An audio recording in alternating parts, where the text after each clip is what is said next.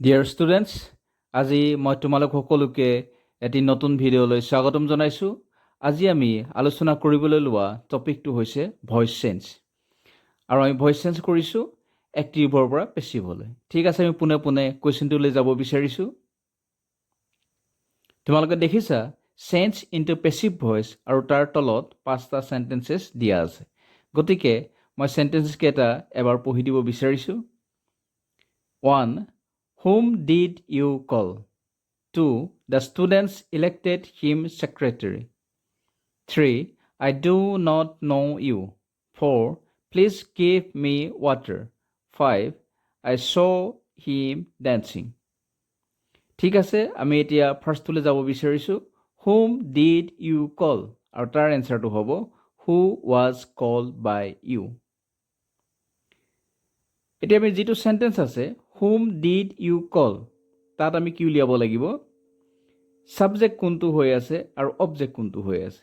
ইয়াত হৈ আছে ছাবজেক্ট হৈ আছে ইউ আৰু অবজেক্ট হৈ আছে whom, WHOM, whom. আৰু এটা কথা জানিব লাগিব যে হু যিটো প্ৰনাউন হয় সেই প্ৰনাউনটোৰ ছাবজেক্টিভ ফৰ্মটো হৈছে হু আৰু অবজেক্টিভ ফৰ্মটো হৈছে whom. আৰু এটা কথা জানিব লাগিব পজেটিভ ফৰ্মটো হৈছে হুজ, WHOSE, হুজ হয়। গতিকে আমি গম পালোঁ যে অবজেক্টিভ ফৰ্ম যিটো হৈ আছে ইয়াত হুম হৈ আছে, সেই হুমটো চেণ্টেঞ্চটোৰ অবজেক্ট। আৰু ইউটো আছে, ইউটো হৈছে ছাবজেক্ট। গতিকে নেক্সট আমি যিটো চেণ্টেঞ্চ পেছিভত লিখিছোঁ তাত ইউটো অবজেক্ট হৈ গৈছে আৰু হুমটো ছাবজেক্ট হৈ গৈছে। আৰু ছাবজেক্ট হোৱাৰ কাৰণে হুমটো ঠাইত কি লিখিবলগীয়া হৈছে? হু লিখিবলগীয়া হৈছে। কাৰণ হুটো মানে ছাবজেক্টিভ ফৰ্মত লিখা হয় আৰু হুমটো অবজেক্টিভ ফৰ্মত লিখা হয়। গতিকে হু লিখিছোঁ। আৰু তাৰ আগতে আমি এটা কথা জানিব লাগিব যে চেণ্টেঞ্চটোত কি টেন্স ইউজ হৈ আছে। আমি যদি চাওঁ whom did you call, যদি আমি আকৌ বনাই দিওঁ you did call মানে you called, UCALLED, called যেতিয়া হ'ব তেতিয়াহ'লে কি হ'ব? ইউটো subject, verb in past tense, তেতিয়াহ'লে সেই চেণ্টেঞ্চটো কিহত থাকিব? চিম্পল পাষ্ট টেন্সত থাকিব। আৰু সেইকাৰণে আমি ইয়াত কি লিখিছোঁ? পেছিভত লিখিছোঁ, হু লিখিছোঁ, তাৰপাছত ৱাজ লিখিছোঁ, মানে ৱাজ অব্লিক ৱেৰ, তাৰ পৰা আহিছে ৱাজ। আৰু কলটো আমি কি হৈছে?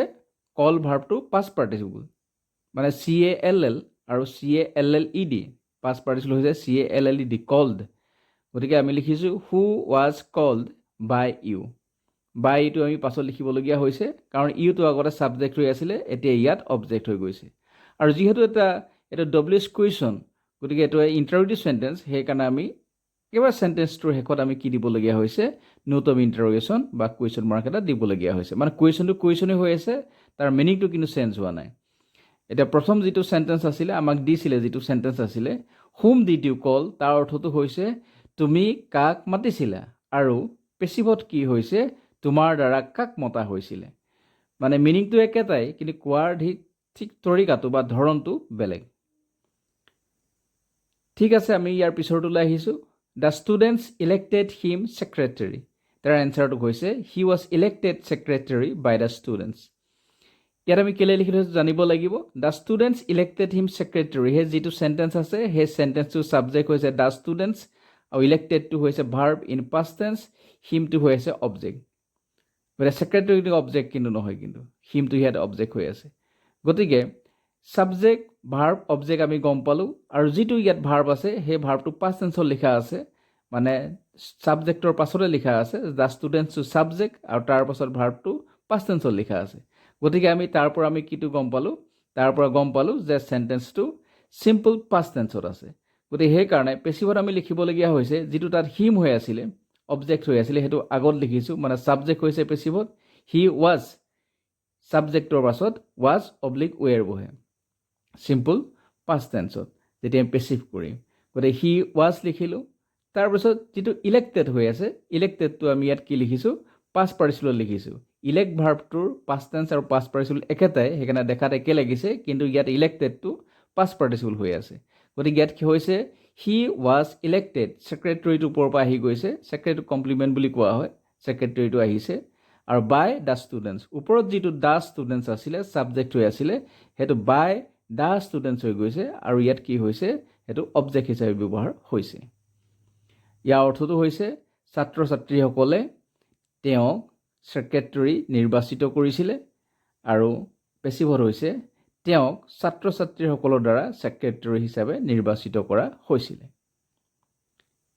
তাৰ পিছৰটো লৈ আহিছোঁ number 3 I do not know you এনসাৰটো হৈছে you are not known to me এটা কিয় লিখিছিলো সেইটো জানিব লাগিব I do not know you সেন্টেন্সটো নেগেটিভত আছে যদি আমি যদি এফাৰ্মেটিভলৈ যদি নিও তেতিয়া কি হ'ব I do know you মানে I know you I do know মানে হৈছে know I do know মানে হৈছে know তেতিয়া হ'ব I know you I know you হলে কি হ'ব I to subject know to verb আৰু you to object গতে হেকাৰণে আমি ইয়াত কি লিখিবলগীয়া হৈছে গতে সেন্টেন্সটো আমি কি টেন্সত আছে সেন্টেন্সটো সিম্পল প্ৰেজেন্ট টেন্সত আছে হেকাৰণে আমি পেছিভত লিখিবলগীয়া হৈছে you তাৰ পাছত আমি লিখিছো are মানে সাবজেক্টৰ পাছত পেছিভত সিম্পল প্ৰেজেন্ট টেন্সত is am are থাকে আৰু যেহেতু you পাছত আমি are লিখো হেকাৰণে হে তিনিটাৰ পৰা আমি are টো লৈছো তাৰ পাছত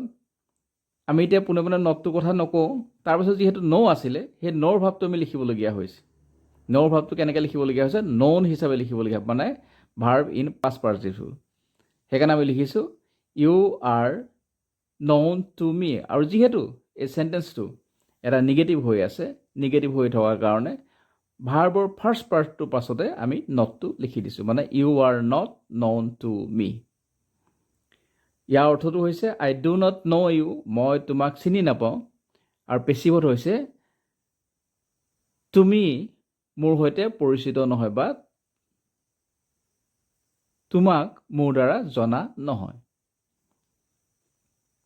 ইয়াৰ পিছৰটোলৈ আহিছো প্লিজ গিভ মি ৱাটাৰ এনসাৰটো হৈছে you are requested to give me water আমি জানো যে প্লিজ থাকিলে সেন্টেন্সটো কি হৈ যায় এটা অনুৰোধ কৰা বুজায় ৰিকুৱেষ্ট কৰা বুজায় আৰু হেতু এটা ইম্পাৰেটিভ সেন্টেন্স হয় আৰু যদিহে সেন্টেন্সটো প্লিজ থাকে যদি আৰু সেন্টেন্সটো ইম্পাৰেটিভ সেন্টেন্স যদি হয় ৰিকুৱেষ্ট কৰা যদি বুজায় তেতিয়া হলে হে প্লিজৰ ঠাইত আমি কি লিখি দিব পাৰো you are requested to যদি লিখি যদি দিও আৰু বাকি দেখো তাৰ পাছত লিখি যদি দিও তেতিয়া হেতু পেছিভ হৈ যায় গতিকে ওপৰৰ সেন্টেন্সটো হৈছে প্লিজ গিভ মি ৱাটাৰ অনুগ্ৰহ কৰি মোক পানী দিয়া আৰু তলত হৈছে তোমাক মোক পানী দিবলৈ অনুৰোধ কৰা হৈছে you are requested to give me water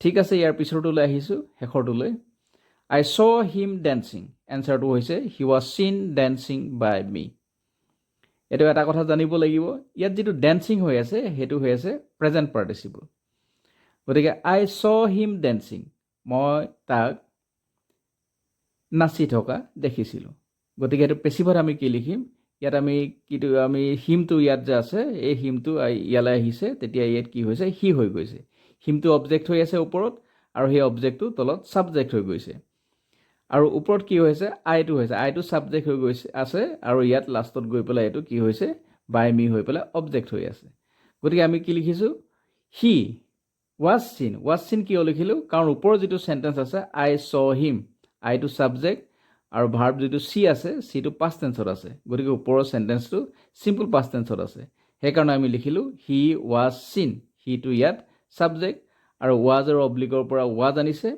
আৰু যেটো see verb যেটো আছে ইয়াত saw হৈ আছে see to ইয়াত past participle লিখা হৈছে see to seen হৈ গৈছে গতিকে he was seen আৰু কি কৰি থকা দেখা গৈছিলে ডান্সিং যে ডান্সিংটো আমি যেটো প্ৰেজেন্ট পাৰ্টিসিপল ইয়াত ভৰাই দিবলগীয়া হৈছে আৰু বাই মি টো হৈছে ইয়াত এটো অবজেক্ট হৈ আছে মানে অৰ্থটো হৈছে এনেকুৱা ধৰণৰ মই তাক নাচি থকা দেখিছিলো আৰু পেছিভত হৈছে তাক মোৰ দ্বাৰা নাচি থকা দেখা গৈছিলে ঠিক আছে আজি আমি ভিডিওটো ইমানতে সামৰিব বিচাৰিছো ভিডিওটো লাইক কৰিবা ফ্ৰেণ্ডছৰ লগত শেয়াৰ কৰিবা আৰু এনেকুৱা ধৰণৰ এডুকেশ্যনেল ভিডিও পাই থাকিবলৈ হলে চেনেলটো সাবস্ক্ৰাইব কৰিবা থ্যাংক ইউ অল